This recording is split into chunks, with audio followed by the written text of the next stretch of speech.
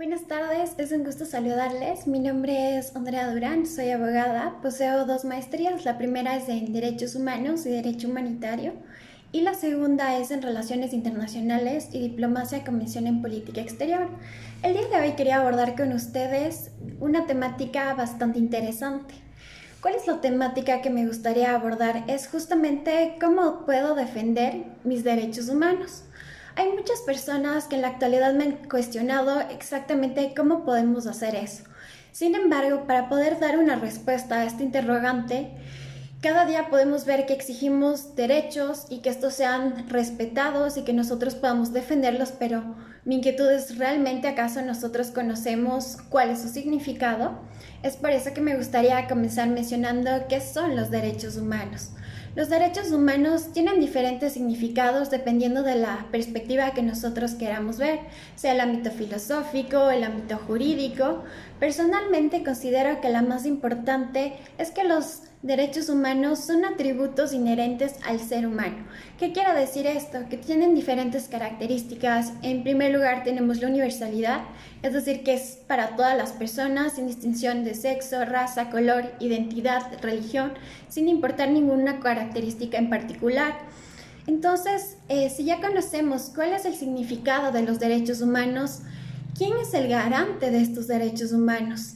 El principal garante es el Estado. Sin embargo, como hemos visto hasta la actualidad, una de las principales vulneraciones de los derechos humanos se dan siempre por parte de los Estados, como por ejemplo las detenciones arbitrarias, las ejecuciones extrajudiciales, hemos tenido casos de tortura. Esto ha sido aquí en Ecuador y en los diferentes países del mundo. Sin embargo, podemos decir que tenemos algunos mecanismos de protección de derechos.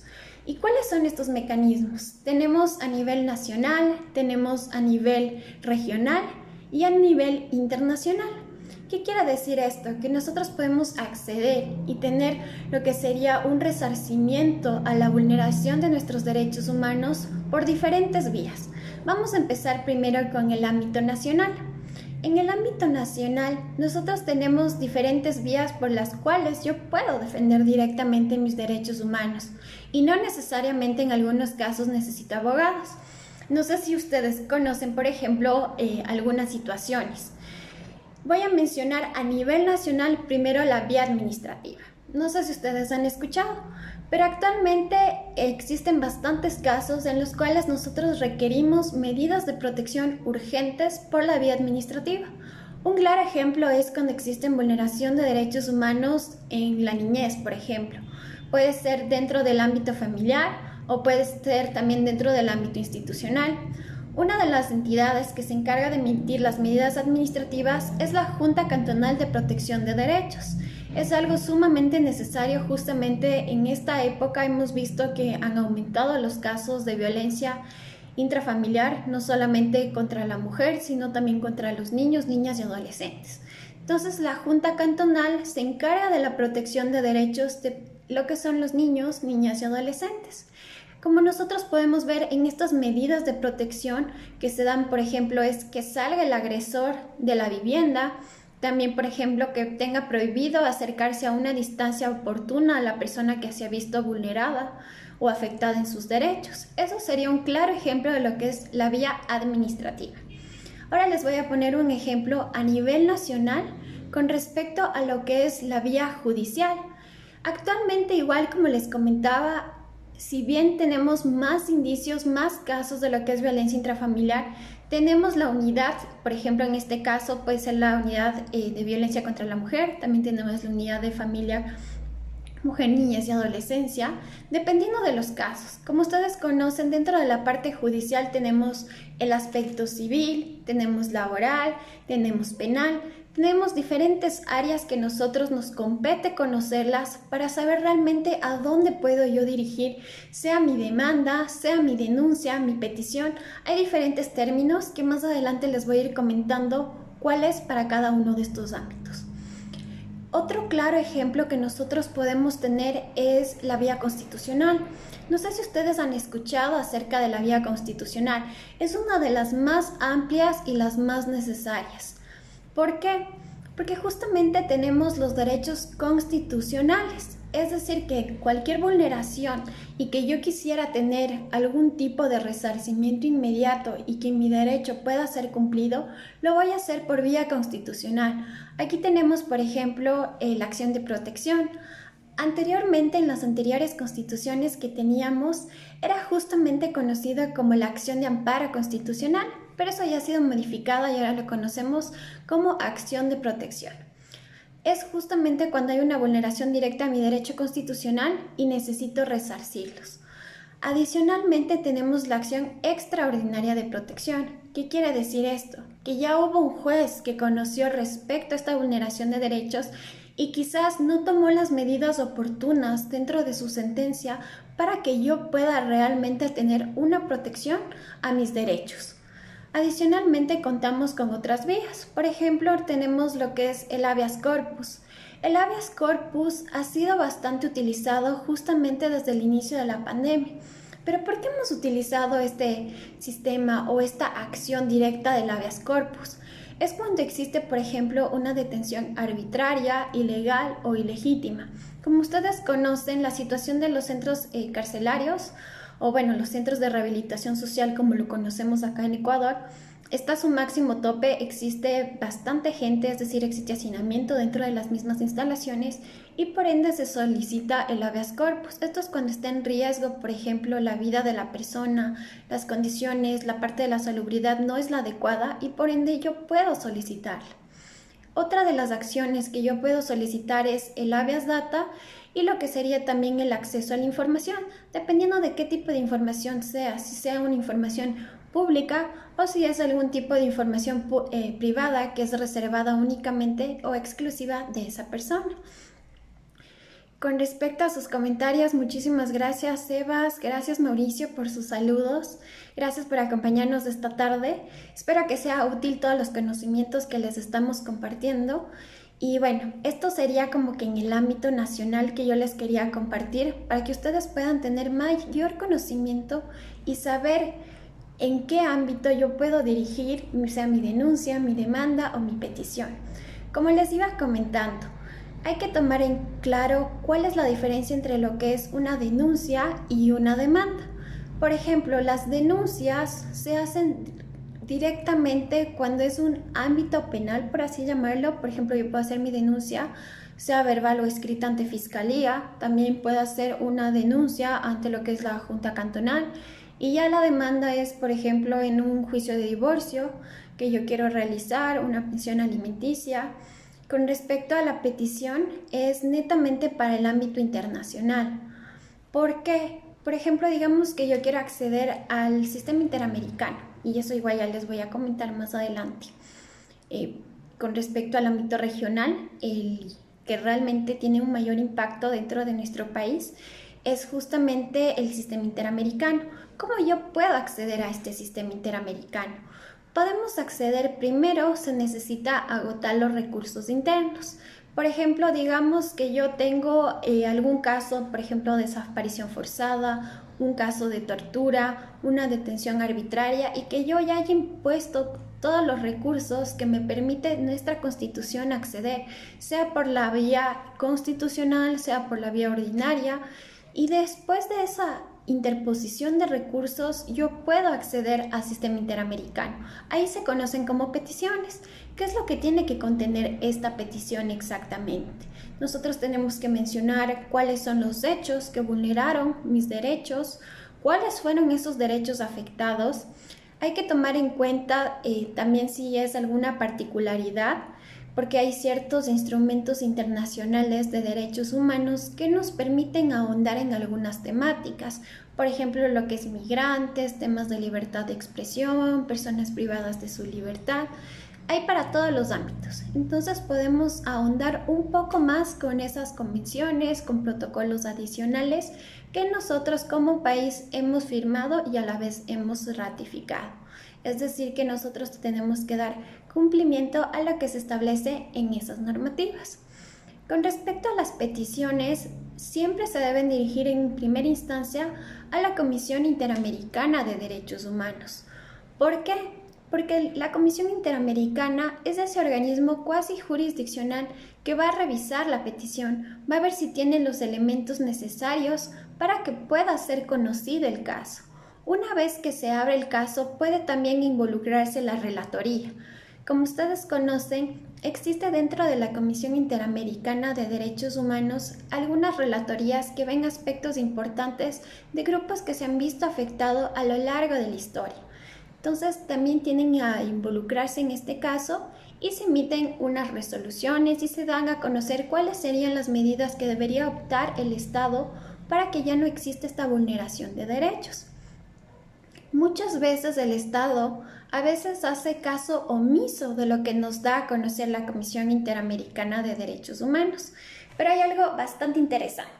¿Qué es lo que sucede? Cuando la Comisión Interamericana de Derechos Humanos ve que es un caso que tiene posibilidades de que nosotros tengamos algún tipo de jurisprudencia que vaya a impactar la región, van a existir ciertos mecanismos que nos va a permitir acceder a la Corte Interamericana de Derechos Humanos. Es decir, que la comisión emite su informe, primero un informe de admisibilidad, después el informe de fondo, la audiencia, tenemos la resolución. En caso de que el Estado no cumpla o veamos que realmente es un cambio estructural que deberían hacerlo, se deriva a la Corte Interamericana de Derechos Humanos. Algo hay que tomar en cuenta y que algunas personas y sobre todo mis clientes me han preguntado ¿por qué no accedo directo yo a la Corte Interamericana de Derechos Humanos y tengo que esperar primero el filtro de la comisión? Tenemos que esperar porque la comisión hace primero el conocimiento para ver si yo estoy cumpliendo con los elementos necesarios para poder acceder a la Corte Interamericana de Derechos Humanos. La Corte Interamericana es un órgano jurisdiccional porque está compuesto ya con jueces. Entonces, si yo tengo este caso que se llega a presentar dentro de la Corte, se emite directamente dentro de la audiencia los testimonios tanto de la presunta víctima, del Estado, se puede llamar a hacer peritajes por parte de expertos que no sean de nuestra nacionalidad, sino que sean parte de alguno de los estados de la OEA, y de manera posterior se emite la sentencia. Hay algo bastante interesante, que una vez que ya se emite la sentencia no es únicamente vinculante para ese estado, sino que es vinculante para todos los estados que forman parte de lo que es el sistema interamericano, es decir, aquellos estados que han firmado y ratificado la jurisdicción y la competencia contenciosa de la Corte Interamericana de Derechos Humanos. Entonces, este es otro mecanismo que tenemos para defender sus derechos en lo que es la vía del sistema interamericano, es decir, a un sistema regional. También tenemos lo que es el sistema internacional o el sistema mundial, que muchas personas lo conocen. Tenemos el sistema de Naciones Unidas. Esto va a depender exactamente del caso que sea. Cada caso tiene sus particularidades y, por ejemplo, puede ir al Comité de Derechos Humanos. Va a variar, como les comento, exactamente de qué caso se trate, cuál sea su naturaleza y hasta qué punto nosotros quisiéramos llevar. Entonces, bueno, ya les he comentado más o menos cuáles son los mecanismos de protección de derechos que nosotros tenemos. Hay algo bastante interesante. Con respecto a la parte internacional que les comento de las Naciones Unidas, justamente se creó en 1945. ¿Y cuál fue el objetivo? Defender la paz. Con respecto a la OEA, se concretó que el objetivo principal, si bien iba a ser la paz, también estaba involucrado el tema de relaciones internacionales y el aspecto económico. Con respecto al sistema nacional, como sabemos, en cada estado va a variar acorde a la legislación interna de cada uno de sus ordenamientos jurídicos internos. Pero bueno, hay muchas personas que igual me cuestionan y me dicen, ok, esta es la parte del litigio, pero yo quisiera saber de qué otra forma también puedo acceder y defender mis derechos humanos. No solamente en una vía judicial, una vía administrativa, ¿existe algo adicional? Y mi comentario siempre es que lo más importante de un caso es manejarlo desde dos vías. ¿Cuáles son estas dos vías? Y sobre todo si queremos llevar al sistema interamericano, es la parte del activismo y lo que es el litigio estratégico. ¿Qué es el activismo? que yo me encargo realmente de ser el protagonista de la defensa y de la lucha de mis derechos, sea por ejemplo desde el activismo en las marchas. Ustedes han visto a lo largo de la historia que muchas veces los cambios se generan desde la presión social. Y es por ello que, por ejemplo, en mis casos siempre trato de manejarlos a la par. El activismo, obviamente ahorita estamos en pandemia y no les digo que salgamos a marchar porque no es lo prudente, pero juegan un papel fundamental los medios de comunicación y eso hay que tomar en cuenta siempre cuando queremos que un caso tenga mayor impacto o mayor incidencia social. Entonces, si llevamos de la mano el activismo, que es justamente como les comento, libertad de expresión, con lo que sería en la parte del litigio estratégico, vamos a tener resultados óptimos. Si no lo llevamos de la mano, es poco probable que tengamos un cambio de una manera rápida y con las resoluciones o con los cambios que nosotros estamos solicitando. Entonces, eso hay que tomar en cuenta. Justamente el activismo ha permitido que se protejan los derechos en todo el mundo. Permite expresar sus opiniones acerca de las deficiencias que tenemos dentro del sistema, dentro de lo que es nuestro ordenamiento jurídico interno. Hay algo importante. El activismo a veces puede tener repercusiones. Es por ello que algunos estados o sobre todo los representantes consideran que es una amenaza la parte del activismo. Porque muchas veces, no sé si ustedes se han dado cuenta, en algunos países no existe lo que es una independencia en los medios de comunicación y es restrictiva. Por ejemplo, no sé si ustedes alguna vez han escuchado el tema de libertad de expresión de casos como en Argentina. Ellos han tenido que manejarlo de una manera bastante atinada para poder respetar lo que es el derecho de libertad de expresión de periodistas y lo que es el derecho a la moral o al buen nombre de las personas. Entonces, eso también hay que tomarlo en consideración.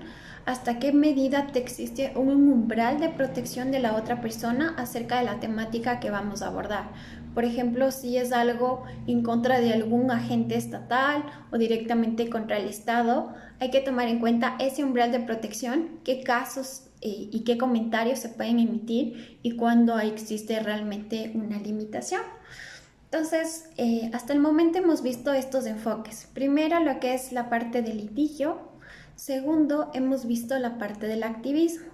Adicionalmente, algo que yo considero importante y por eso justamente estoy haciendo este video es que podamos esparcir o dar a conocer y compartir el conocimiento que tenemos respecto a los derechos humanos y las vías que tenemos para poder defender realmente nuestros derechos. Porque si yo no conozco qué tipo de derechos tengo, cuáles son los mecanismos, qué tipo de vías existen, muy fácilmente va a existir un atropello a mis derechos humanos, vulneraciones que muchas veces son irreparables. No sé si ustedes han escuchado, por ejemplo, en México el tema de las desapariciones forzadas. Existe aquí también en Ecuador, hemos tenido varios casos de desapariciones forzadas e incluso de desapariciones involuntarias, es decir, cuando no lo realizan directamente agentes estatales, sino que lo realizan personas físicas privadas, pero también tienen responsabilidad de ello los estados. Entonces, algo que yo quisiera comentarles es que esta tarde hagamos todo este compromiso de ser defensores de los derechos humanos. ¿Y quién es un defensor de los derechos humanos? Estoy segura que todos en algún momento o en alguna etapa de nuestro diario vivir lo hemos realizado. Nosotros somos defensores de derechos humanos cuando vemos que existe algún tipo de injusticia, cuando no estamos de acuerdo con algún tipo de normativa, algún tipo de acción u omisión que se da por cualquier parte, sea por agentes estatales, sea por el sector privado, sea por organizaciones no gubernamentales, personas jurídicas, y nosotros decidamos poner un alto. Es cuando nosotros decidimos realmente alzar la voz por la otra persona. Hay muchas personas dentro de la sociedad que cuando no les ocurre a ellos alguna situación de vulneración a derechos prefieren callar. Pero yo quiero decirles esta tarde que no callemos, que seamos empáticos ante el dolor ajeno. Actualmente vemos que la situación es un poco más compleja de lo que conocíamos años atrás y es el momento en que necesitamos unirnos más. Si escuchamos que existe violencia intrafamiliar y quizás la persona sean nuestros vecinos, no quieren denunciar, seamos nosotros ese portavoz, seamos ese hombro, seamos ese apoyo que realmente la persona necesita.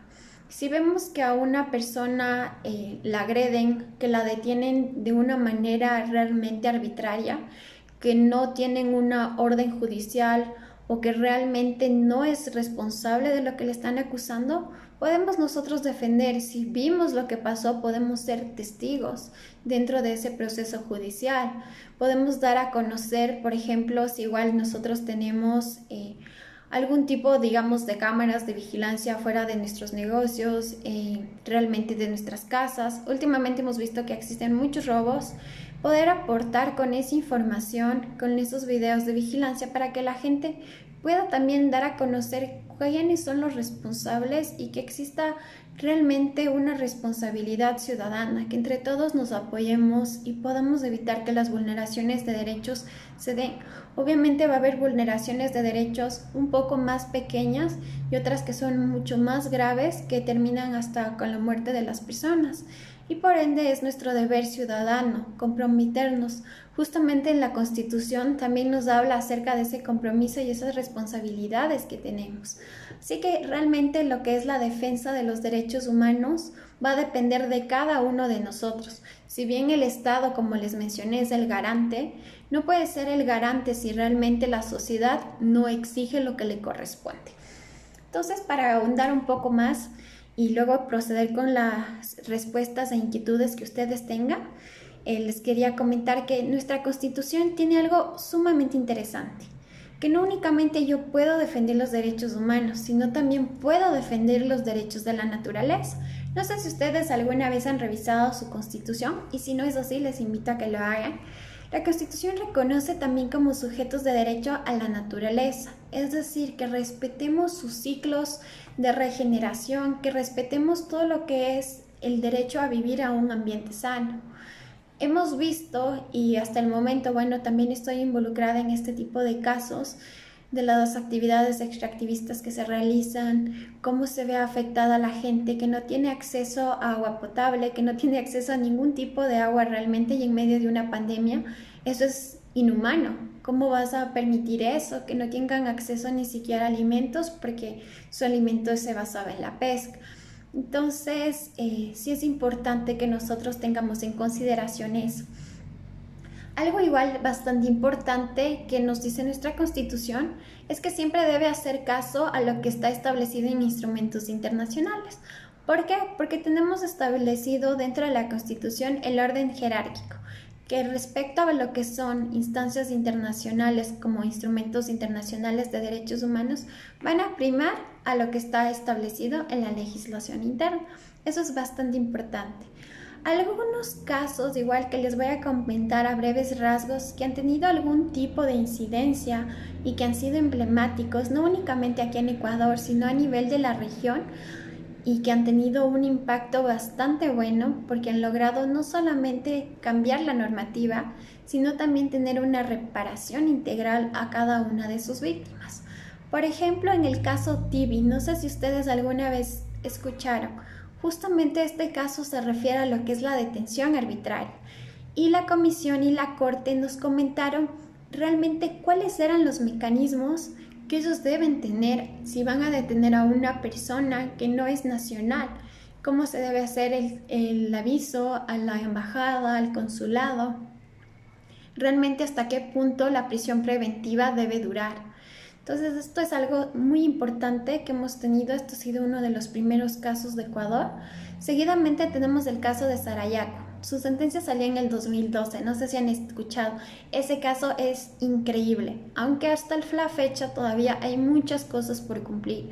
Realmente dentro de lo que son las medidas de reparación integral, algo que no se ha cumplido y que esperemos que el gobierno lo haga, es el tema de retirar la pentolita. Hasta ahora no lo han hecho y muchas personas que viven cerca del lugar donde se realizaba este tipo de actividades se sigue viendo afectada. Hay muchas cosas que si bien se ha dado el tema de la indemnización económica, pero eso no basta para que las personas puedan decir que sus derechos han sido resarcidos y que ha existido una reparación integral.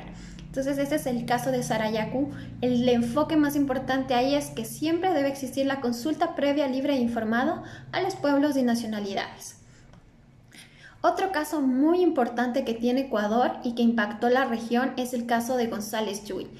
Justamente fue la niña que fue contagiada con VIH-Sida en una institución en ese momento que se podría decir pública, y realmente existió bastante tipo de discriminación y se llegó a considerar una interseccionalidad. Pero ¿qué es esto de la interseccionalidad? Cuando una persona sufre múltiples vulneraciones a sus derechos humanos. En este caso era considerada una niña, es un grupo de atención prioritaria. Recursos económicos limitados, otro tipo de condición y vulneración. Tenía una enfermedad que, si bien en ese momento no sabían bien cómo catalogarla, así como catastrófica, grave, muy grave, era realmente complicada la situación. Fueron discriminadas en la escuela, los echaron tanto a ella como a su familia de la escuela, que no podían acceder, no tenían acceso a una educación, no tenían acceso a salud. Su madre igual fue despedida de manera intempestiva. Realmente existieron muchas falencias, pero en la reparación integral se abordaron muchas cosas que nunca en ningún caso se había dado antes, lo que es la vida digna. ¿Qué quiere decir esto de la vida digna? Que por primera vez se consideró cuántos años una persona puede llegar a vivir, por ejemplo aquí en Ecuador, cuánto hubiese ganado si seguía algún tipo de profesión en particular y cuánto está dejando de percibir porque fue contagiada con esa enfermedad, y hasta qué edad más o menos podría ella tener una vida digna. Entonces se habló de una reparación en medidas de rehabilitación, es decir, en el aspecto salud, aspectos psicológicos.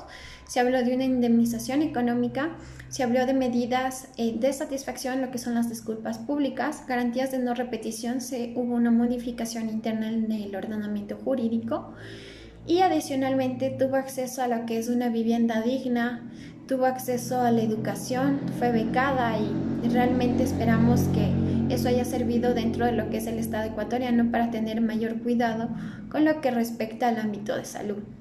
Otro caso que igual ya para concluir que quería comentarles y empezar a responder sus inquietudes es el caso de Guzmán Albarracín. Es uno de los últimos casos. Sucedió justamente su sentencia en el año 2020. Hay una particularidad que es justamente la violencia sexual dentro del ámbito educativo. Esta es la primera vez que la Corte Interamericana de Derechos Humanos se pronuncia al respecto en esta temática. En Ecuador la ventaja es que ya hicieron una investigación bastante profunda, pero todavía hay mucho por hacer. Por ejemplo, no sé si ustedes escucharon, en la Asamblea Nacional empezaron a recabar información acerca de los casos, y se formó una comisión especializada con respecto a vulneraciones de derechos humanos dentro de las unidades educativas en el aspecto sexual. Y realmente ha tenido frutos, pero todavía hay muchos cambios que se han solicitado que se hagan dentro de lo que es esta sentencia. Existen varias medidas de reparación integral, lo que son una supervisión de realmente cuáles son las capacitaciones y las capacidades que tienen las personas que están a cargo de las unidades educativas, cómo han ido manejando el tema de los DS, cómo están manejando el tema de las personas que laboran ahí, si existe algún tipo de control previo, si están viendo también antecedentes penales o no. Se abordaron bastantes aspectos dentro de esta audiencia y que fueron muy interesantes, y que esperamos que permita a la región ya tener parámetros claros sobre cómo deberían ser las instituciones educativas para que nunca más vuelva a existir ningún tipo de vulneración ni violencia sexual dentro de las unidades educativas, sea primaria, secundaria, universitaria. Y bueno, para finalizar quería decirle que realmente nosotros podemos cambiar el mundo. Si bien con acciones pacíficas, y eso ya hemos tenido un claro ejemplo como Gandhi, como Nelson Mandela, y lo más importante es que sigamos en constante conocimiento, es decir, compartiendo lo que sabemos y a la vez educándonos de manera autónoma. Como ustedes saben, y como yo le he visto hasta la fecha, Nelson Mandela dijo: la educación es el arma más poderosa para cambiar el mundo, y realmente por eso quiero yo hacer estos espacios seguidos para que ustedes puedan conocer más acerca de la temática de derechos humanos, que se empoderen de ello, puedan replicar el conocimiento y a la vez que puedan exigir ante las autoridades y las entidades pertinentes que sus derechos no sean vulnerados, que no sean pisoteados, sino que sean realmente respetados y garantizados. Así que cualquier duda o inquietud, díganme en los comentarios, con muchísimo gusto en este momento les voy a empezar a contestar. Gracias por sus comentarios, ha sido un gusto compartir con ustedes esta tarde. Con respecto, espero que siga adelante, muchas gracias. Sí, me parece excelente, siempre nos vamos a dar un espacio en la tarde, sobre todo de los días domingo, no sé si les parece bien este horario o si les gustaría los días sábados. Yo estaba entre sábados y domingos, ¿qué les gustaría más? Porque las peticiones en la CIDH tardan mucho en calificarse y a veces no son considerados como violaciones de derechos humanos y se archivan. Bueno, las peticiones ante la CIDH primero tardan porque no se imaginan la cantidad de peticiones que hay. Hay muchas peticiones y el equipo de trabajo no es el más amplio que tengamos. Bueno, puedo mencionarlo eso de manera personal, lo he vivido. Tuve la oportunidad de estar en la Comisión Interamericana de Derechos Humanos hace unos años atrás y dentro de lo que es el equipo de admisibilidad, que son quienes conocen de primera mano el caso, son pocas las personas que tienen ese acceso y los casos muchas veces no están bien hechos, las peticiones, y por eso es importante que si alguno de ustedes quiere hacer una petición ante el sistema interamericano, si bien se lo puede hacer sin abogado, yo les recomiendo que lo hagan con un abogado que sea experto en derechos humanos y sobre todo que sepa del sistema interamericano.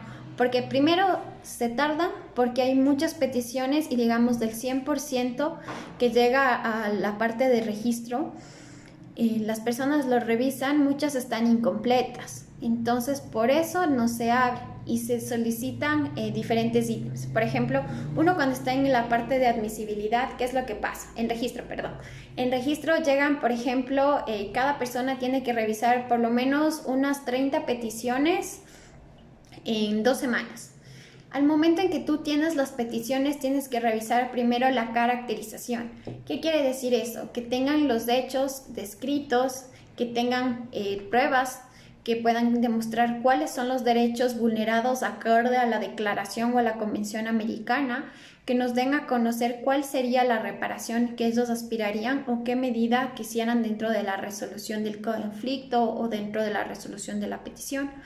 Algo bastante importante es que, por ejemplo, les comento que de manera posterior se le discute los casos antes de abrirlos y hay 3 opciones que uno puede acceder. El primero es que se abra trámite, la segunda que se solicite información y la tercera que se deseche. Entonces, si alguna petición que ustedes hayan interpuesta y tal vez se desechó, es porque no tenía la cantidad de requisitos necesarios conforme lo establece la Comisión Interamericana en su reglamento. Entonces, eso hay que tomar en consideración. Por eso tardan mucho en calificarse. Demasiadas peticiones, poco personal. No son considerados como violaciones de derechos humanos, a veces es porque no pueden vincularlo dentro del escrito que presentan, no vinculan directamente lo que es la declaración, la convención, los pactos, protocolos y demás, y por eso no son admitidos realmente. Otro tema que me comentan es que, por ejemplo, aparte de la comisión, luego pasa a la corte y también se demora. Pero ojo, hay algo bastante chévere y bastante interesante, que cuando uno ya lleva su caso a la Corte Interamericana de Derechos Humanos tiene una respuesta mucho más rápida que ante comisión. ¿Por qué? Porque ante Corte Interamericana no todos los estados forman parte de lo que es la Corte Interamericana de Derechos Humanos. Por ejemplo, Estados Unidos y Canadá, ellos no han reconocido la jurisdicción ni la competencia contenciosa de la Corte, así que hay menos casos y por ende la Corte puede resolverlos con mayor facilidad.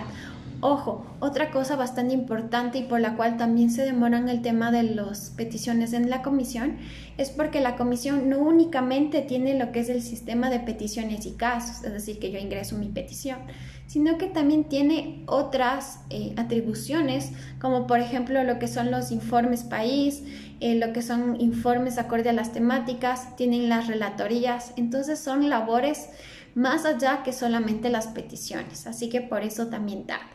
No sé si tienen alguna otra duda, alguna otra inquietud, y si no, ya para vernos la siguiente semana.